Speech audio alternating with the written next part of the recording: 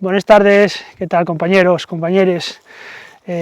Wayne, el Concello de Berga, en el falleu de Visidel, donde como veis ya tenemos los colores de la Seronda pues óptimos, con los cambios ocres, mariellos, todavía igual queda un poco el colorado por salir, pero bueno, yo lo que presta de los falleos y de este árbol La Falla, que ya contamos más veces en Esfarto Rutes, pero queremos volver a insistir en ello, nome científico Fagus selvatica, y que tiene la particularidad de que es un árbol que busca la luz para poder hacer el cambio de la clorofila a los carotenos, que es lo que os da este color diferente cuando llega la Seronda.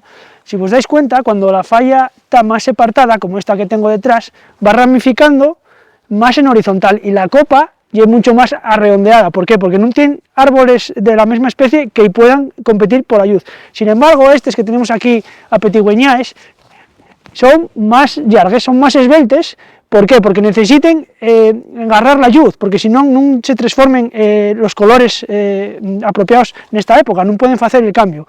Y por eso lleva el nombre Fagus, primero, porque el fruto que da la falla y el fayucu, y viene de la palabra griega fagos, que es comer, como por ejemplo da lugar a otros términos como antropófago o fagocitar en castellano, y selvática, porque precisamente apetigúñense por formar formaciones falleos que son como una selva, entonces de ahí viene el nombre de Fagus selvática, falla, que por cierto es mucho más propio decir falla o jaya para la parte oriental que laya en castellano, porque tomamos en asturiano mucho más directamente el término del nombre científico en latín.